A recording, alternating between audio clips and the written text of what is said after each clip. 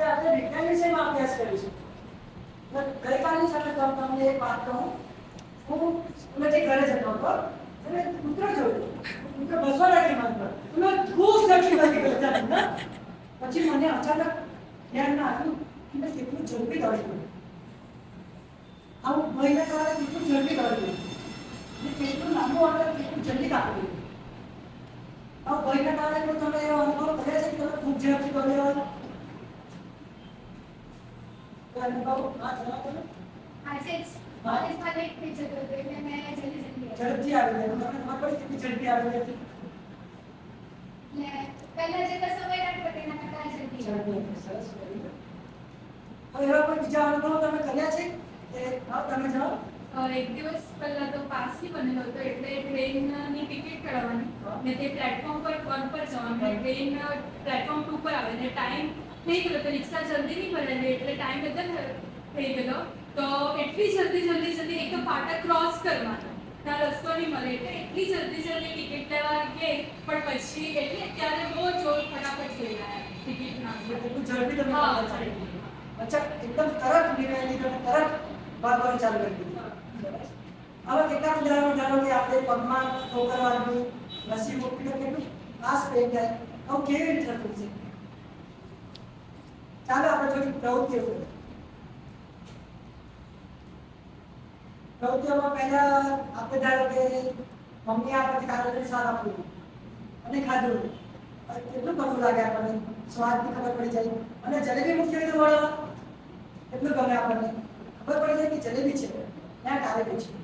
ખબર પડી જાય ને કેવી રીતે થશે?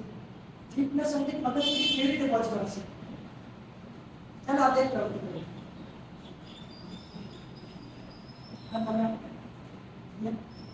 હા ગમતું મને થોડા આપી દઈને સુગંધ કરે છે.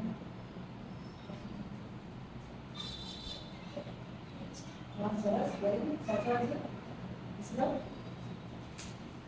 એ મને બટ આપણે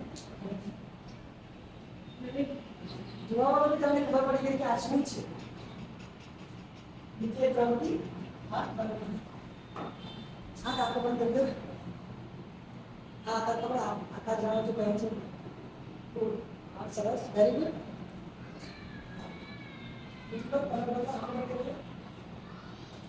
આ કયો આકાર છે જણાવો? સરસ સાચો જવાબ છે. સરસ. તો આ બધું આપણને કેવી રીતે મગજ સુધી પહોંચતું હશે? મનમાં પ્રશ્ન થાય ને કે આ બધું આપણને અચાનક હવે ગરમી હોય તો આપણને ગરમી લાગે, સ્પર્શ આવે. પછી તાપ લાગે, ગરમી હોય, ઠંડી હોય, ઠંડુ પાણી બહાર નપત તો આપણને ઠંડુ ખબર ઠંડુ છે ખબર નથી. આ બધા પ્રશ્ન થવા જોઈએ કે કેવી રીતે થયું છે? તાપમાન, સુગંધ, સ્વાદ, સ્પર્શ, જોવું, આ બધી પ્રવૃત્તિઓ મગજ સુધી કેવી રીતે પહોંચતી હશે? પ્રશ્ન થાય છે ને કેટલી ઝડપી થાય. તો આજે આપણે આ શરીરનું નિયમન કરતી ચેતા તંત્ર વિશે અભ્યાસ કરીશું.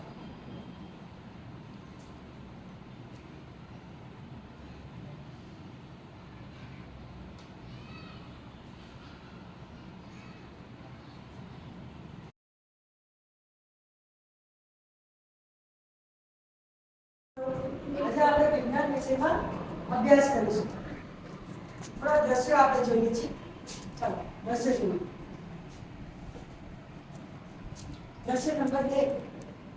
એક વિદ્યાર્થીની રસોઈ બનાવી હતી અને અચાનક તેનો હાથ ગરમ વાસણ ઉપર વાગતા તેનો હાથ પાછળ ફેંકાઈ જાય છે. આવું કેવી રીતે થયું હશે? અચાનક તેનો હાથ પાછળ ફેંકાઈ ગયો. તો આપણે બીજું દ્રશ્ય જોઈએ. આનાની બધું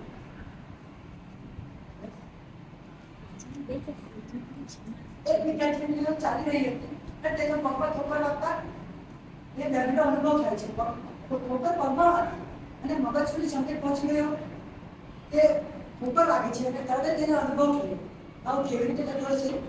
ચાલો એના રીતે આપણે ત્રીજું દ્રશ્ય જોઈએ. આપણા વિદ્યાર્થી મિત્રો આપણે દ્રશ્ય કરશે. બે વિદ્યાર્થીઓ વાતો કરી રહ્યા હતા અને અચાનક એક વિદ્યાર્થીનું મચ્છર કરી છે અને તેના તરત મચ્છરને મારવા માટે જાય છે. આવું કેવી રીતે થતું હશે? સરસ. તમને પ્રશ્ન થાય ને કેમ સ્ટોકમાં મોકલવાની અચાનક પાછળ ગરમ વાસણને હાથ બાકી જે હાથ ફેંકાઈ ગયો મચ્છર તરફ હાથ મારવા માટે તરફ પાછો ત્યાં ગયો પ્રશ્ન થાય ને કે કેવી રીતે થતો હશે એના રિલેટેડ આપણે થોડી પ્રવૃત્તિઓ કરીએ.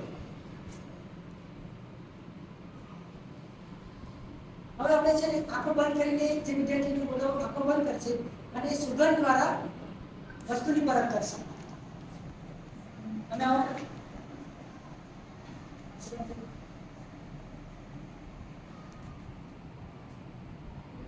સાચો જવાબ એ ચીજ છે એમને જોયું નથી સુગંધ દ્વારા જઈને સ્પર્શ કર્યો છે. સાચો જવાબ વિદ્યાર્થી કે તમે આવો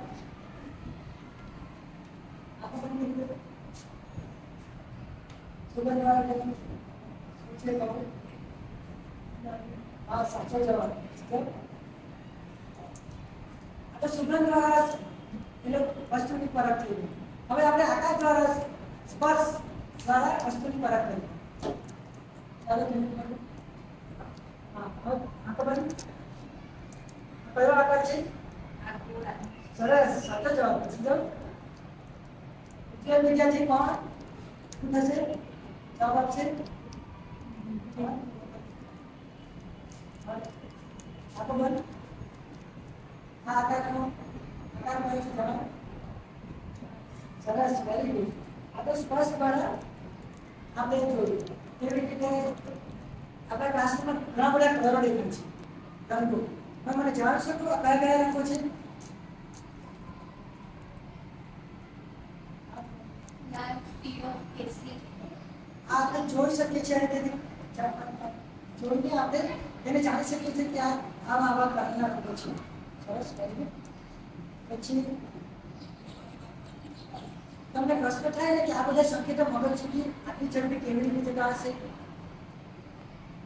થાય ને પ્રશ્ન કે વાસણના હાથ લાગતા પાછો ફેંકાય જવું પગમાં પોકરવા કરતા હાથ જવું મચ્છર મારવું સ્પર્શ દ્વારા આકાશમાં કંપની જેવી સુગંધ દ્વારા.